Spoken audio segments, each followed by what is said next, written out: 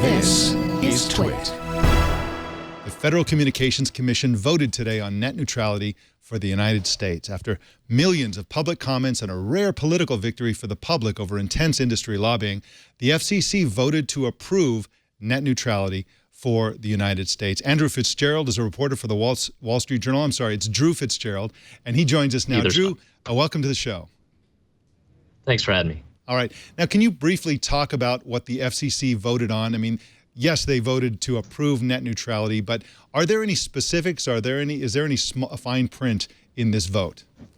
There's a whole lot of fine print. In fact, there's more than 300 pages of fine print to this. This has been a long, tortured process, and those who have been following it for many years might remember that this is pretty much the third time that the FCC has tried to make rules around net neutrality, and it's been each time been set back by court challenges and other setbacks like that. This time, it looks like it's going to be challenged in court again, but these are the most aggressive rules we've had in the U.S. Andrew, what does that mean? So what are the actual practical implications on consumers when these new net neutrality rules go into effect? Right. Well, they won't go into effect for a couple months, and again, then after that, they'll be challenged. But there's a couple big points that are new in this. The first is the concept of net neutrality. Again, it's pretty technical, but the whole idea is if your internet service provider gives you access, they can't pick winners and losers. They can't block or prioritize certain traffic for a fee. The two big additions this time are it'll apply to mobile networks, so your AT&T and Verizon service would be bound by these rules. Again, there's a lot of possibilities that could delay that. And the second point is that it'll affect interconnection. If you remember the big fight that Netflix had with a lot of cable companies and Verizon and AT&T, that was over an area even deeper in the internet that has never been regulated by the FCC before, and this would do that.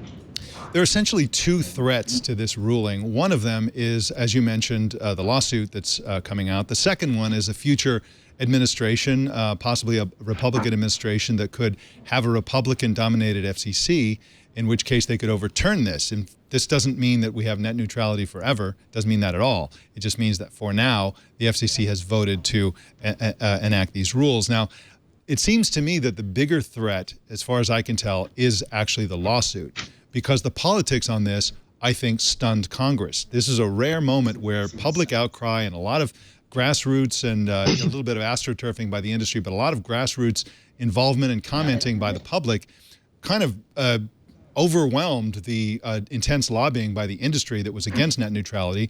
And so I would imagine that in a couple of years with another president, another FCC, the politics are still going to be similar. This is a dicey thing, and it could be political suicide, I think, for any administration to back the overturning of net neutrality now that it's been voted in.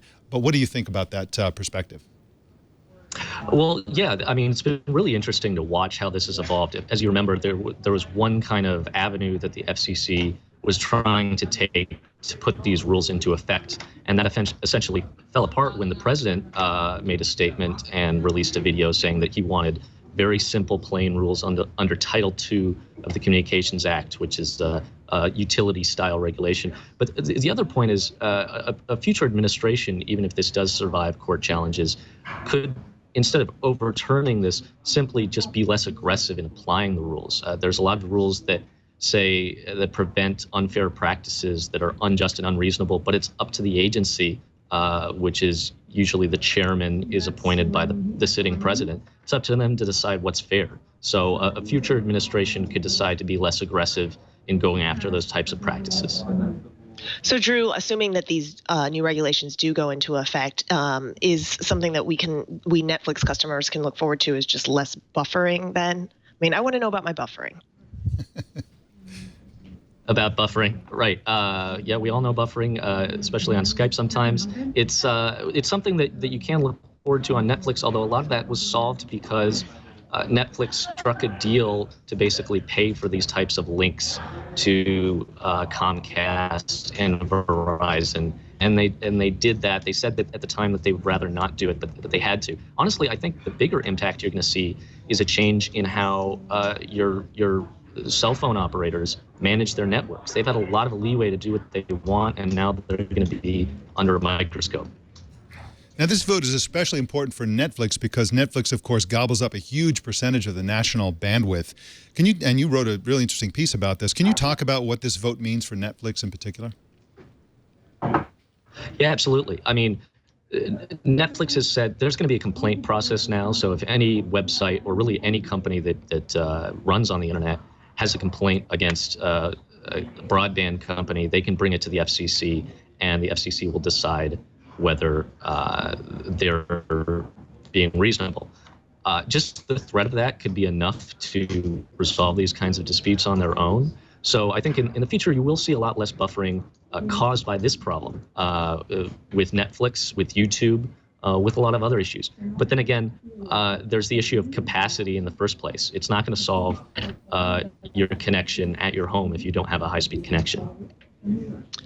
And Drew, and that's the issue, right? Sorry to cut you off there. Drew, just one final question, which is in a last-minute filing, Google actually raised concerns about the Wheeler plan, which was just voted on. Can you talk a little bit about what Google's concerns were and what the commission did in response? Absolutely. I mean, this is pretty technical, but Google had the same sort of complaint that AT&T and a few other public interest groups had.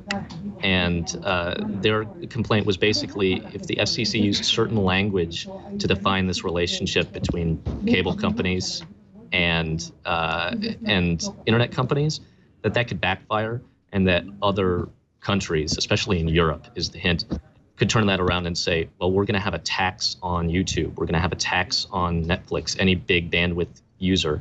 That's exactly what these companies don't want.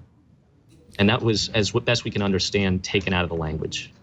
Interesting. Of the rules today. The power of Google. What are you going to do? Drew Fitzgerald is at WSJ.com, and you can follow him on Twitter at Drew Fitzgerald. Thank you so much for joining us, Drew. Thank you. Tell us what you think about the FCC's big vote today. Send email to tnt@twit.tv, and we want to hear from you and find out what you think.